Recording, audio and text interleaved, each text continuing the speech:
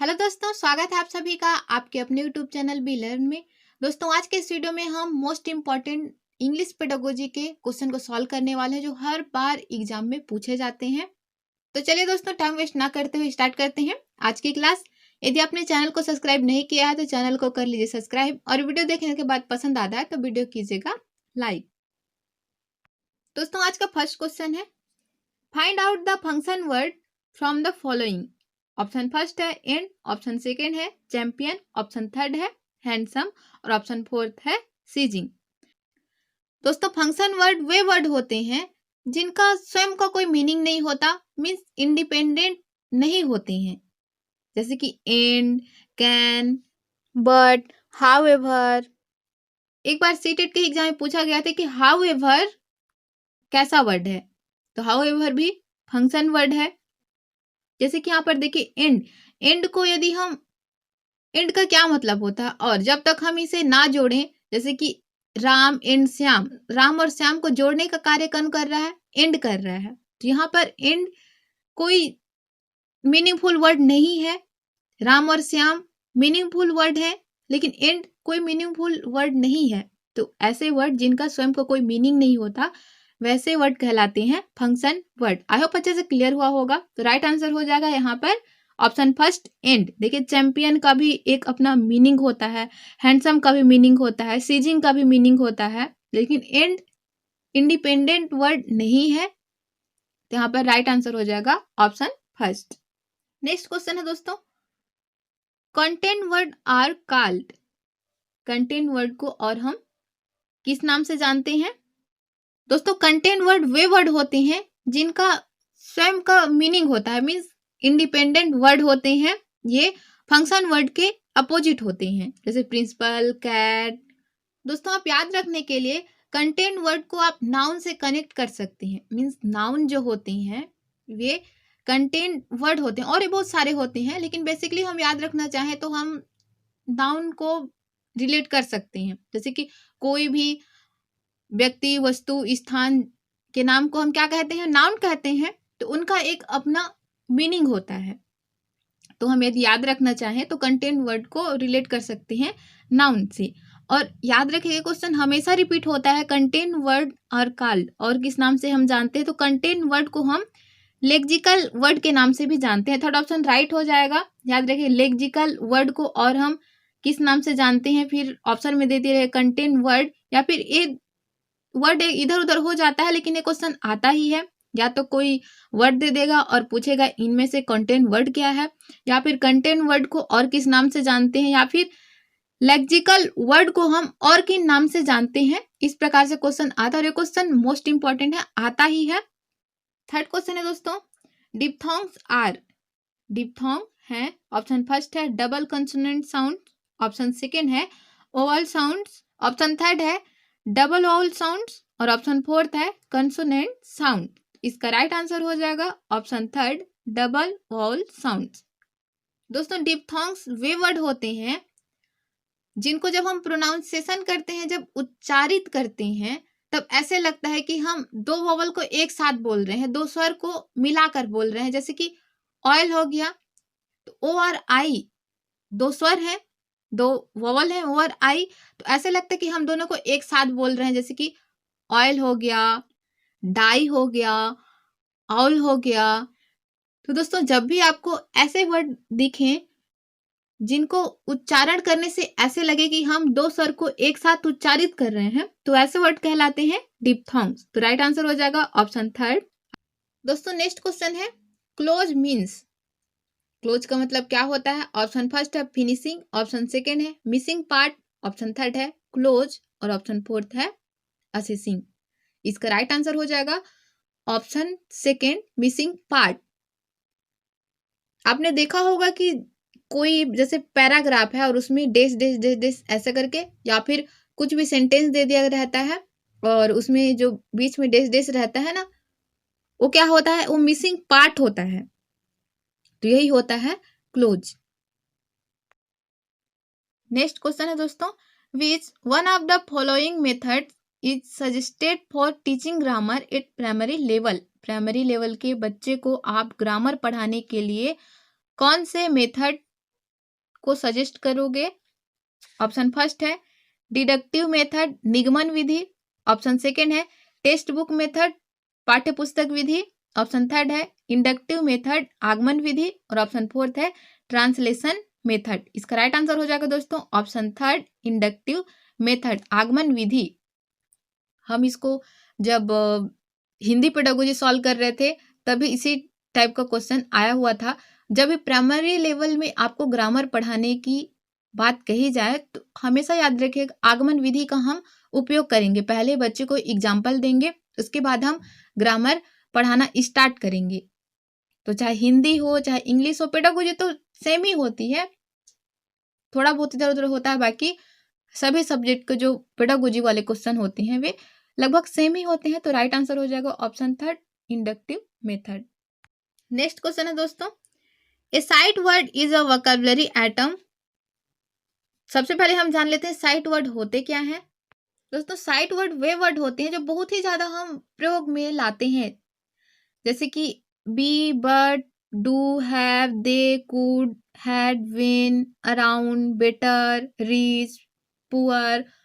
ये सब क्या हो गए? लेफ्ट, राइट, ऐसे वर्ड जिनको हम देख के ही मतलब एनालिसिस या फिर माइंड में जोर देने की जरूरत ही नहीं पड़ती, हम देख के ही जान जाते हैं कि हाँ इनका मतलब ये होता है। मतलब बहुत ही ज्यादा यूजफुल वर्ड होते हैं।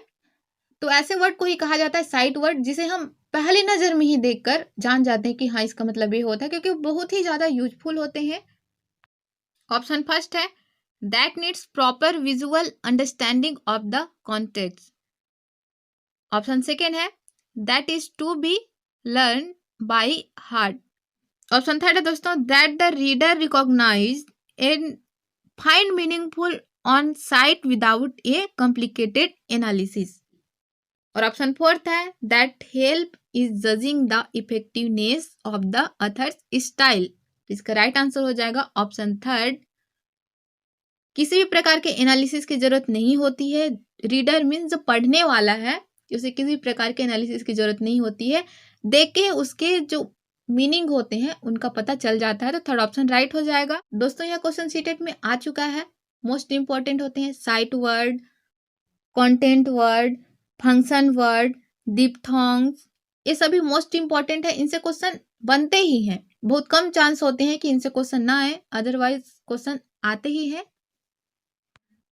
नेक्स्ट क्वेश्चन है दोस्तों, a good teacher is one who, एक अच्छा टीचर वह है जो, ऑप्शन फर्स्ट है gives them ample opportunities to learn, सीखने के अधिक से अधिक अवसर देता हो सीखने के। ऑप्शन सेकेंड है गिव्स देम यूजफुल इंफॉर्मेशन, उन्हें यूजफुल इंफॉर्मेशन देता हो।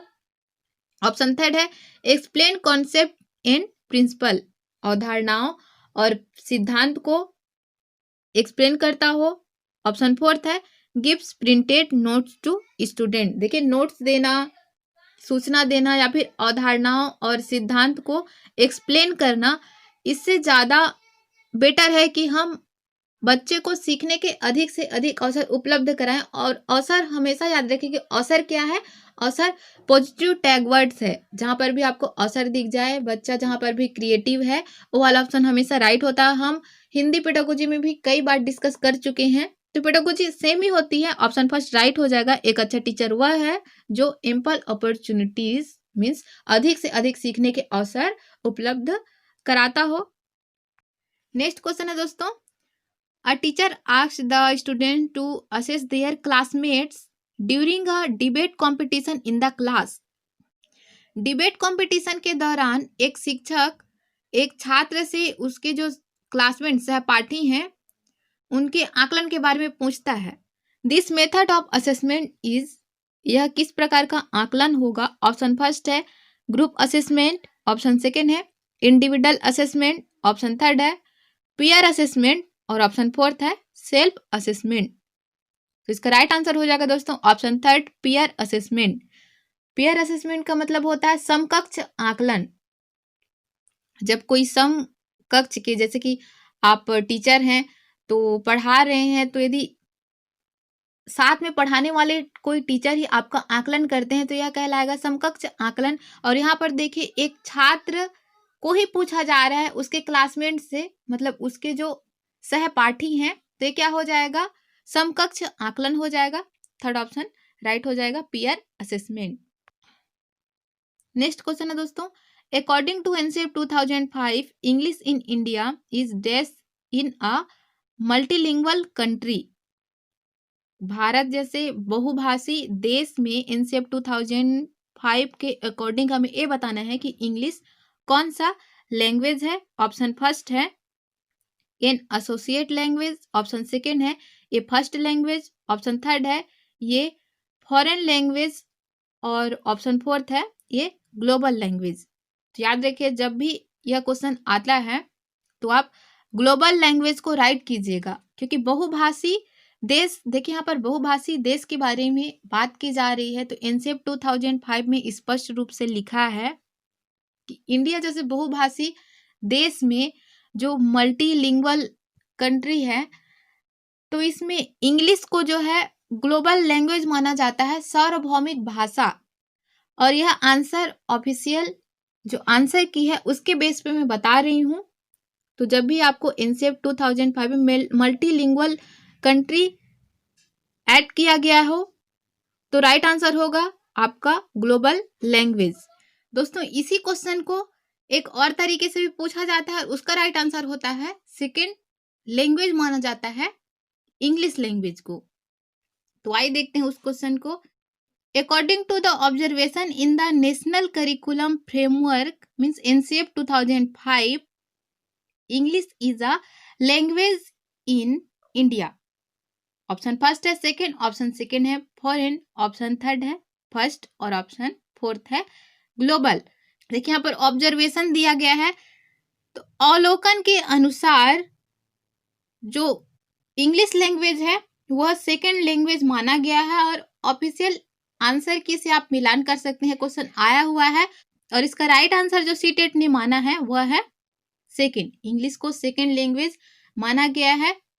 तो जब भी ऑब्जर्वेशन आ जाता है क्वेश्चन में, तो ऑब्जर्वेशन जहां पे आएगा वहां पे आप इंग्लिश को सेकेंड लैंग्वेज मानेंगे।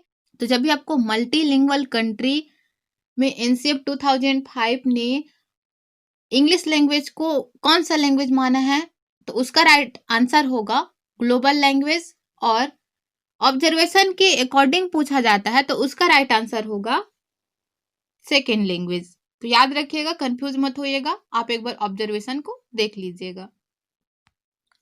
दोस्तों वीडियो पसंद आया तो वीडियो को लाइक कीजिए, अपने दोस्तों के साथ शेयर कीजिए, चैनल को सब्सक्राइब कर लीजिए और बेल आइकन को प्रेस कर लीजिए। मिलते हैं नेक्स्ट वीडियो में। Thank you so much for watching this video.